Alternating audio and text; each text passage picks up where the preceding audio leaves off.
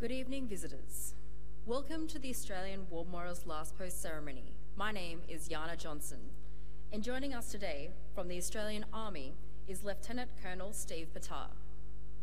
We warmly welcome the family of Trooper Wilfred Lucan Harper, whose story will be told shortly. We welcome the veterans who have served, those that are still serving, and the families that support them. We acknowledge the members of RSL and Services Clubs Association, RSL Victoria, and RSL Queensland who are watching the broadcast of this ceremony across Australia. During this evening's ceremony, wreaths will be laid at the base of the pool reflection by family and visitors. Please stand and join in singing the national anthem.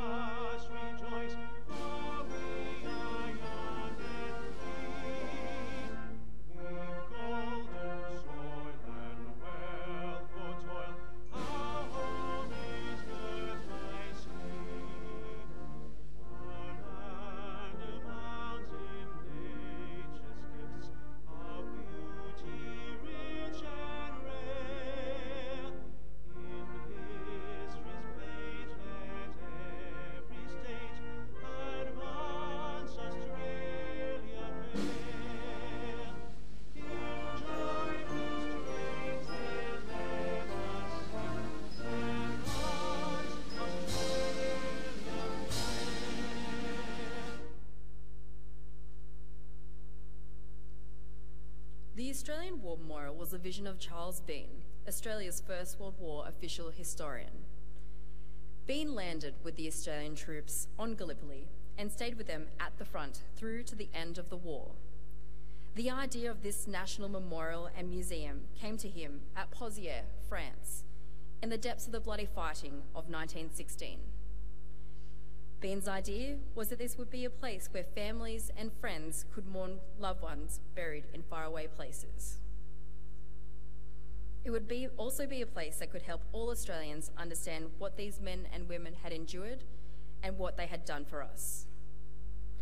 Bean's vision, to which we remain true, is best expressed as inscribed in the entrance to the memorial's galleries. Here is their spirit, in the heart of the land they loved. And here we guard their record, which they themselves made. Tonight, we'll read the story behind just one of those on the Roll of Honour, which lists the names of more than 102,000 men and women who have given their lives for us in war and operations for more than a century.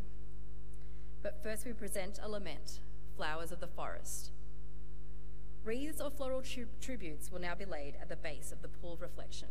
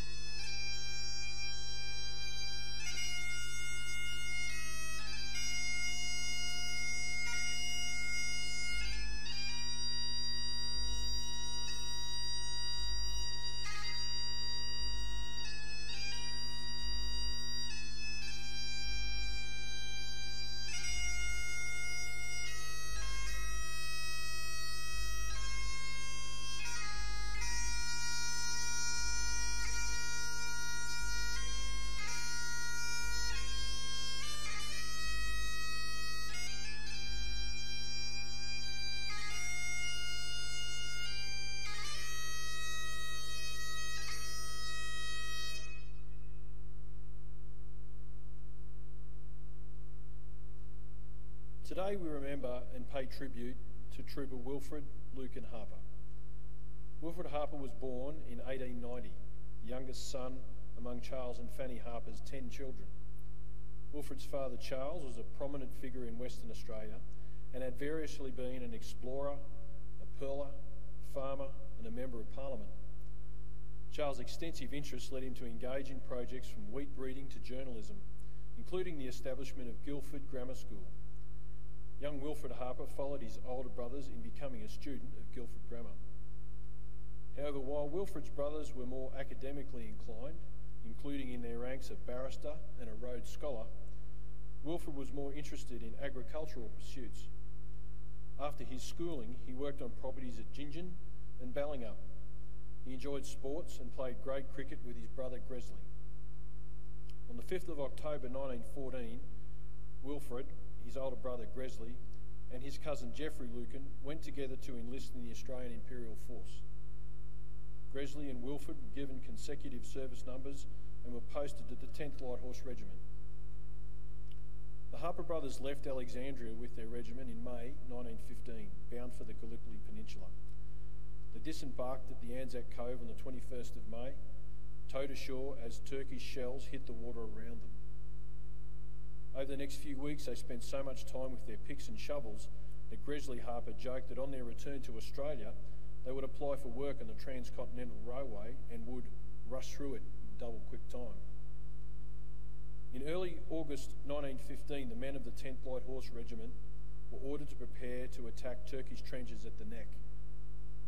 On the 7th of August, following an ineffective artillery barrage, the men of the 8th Light Horse attacked the Turkish trenches and were mown down by machine gun fire.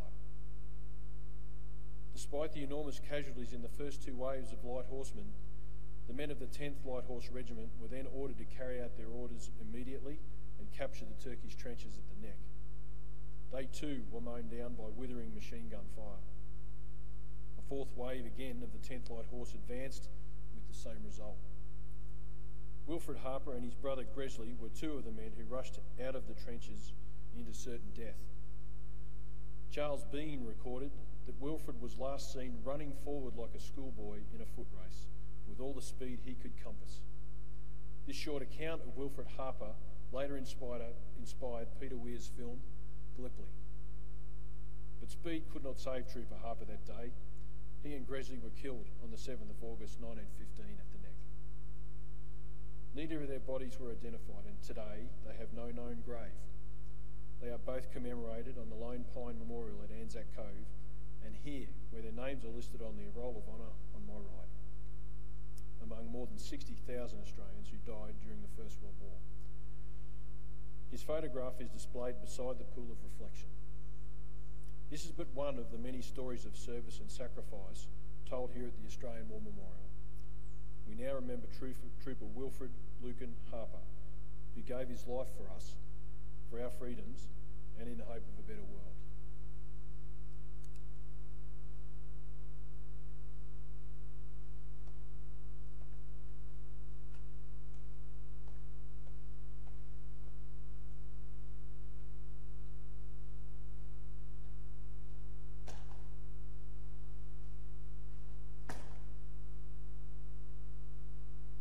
They shall grow not old, as we that are left grow old. Age shall not weary them, nor the years condemn. The going down of the sun, and in the morning we will remember them.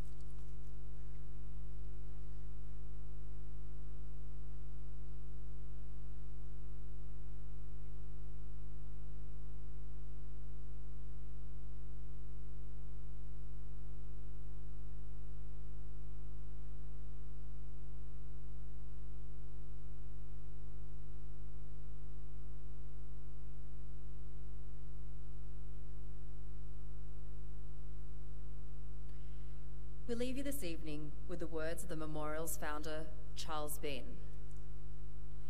Many a man lying out there at Pozières or in the low scrub at Gallipoli with his poor tired senses barely working through the fever of his brain has thought in his last moments, well, it's over. But in Australia, they'll be proud of this. Ladies and gentlemen, girls and boys, that concludes the last post ceremony. We thank you for visiting the Australian War Memorial and we wish you a very good evening.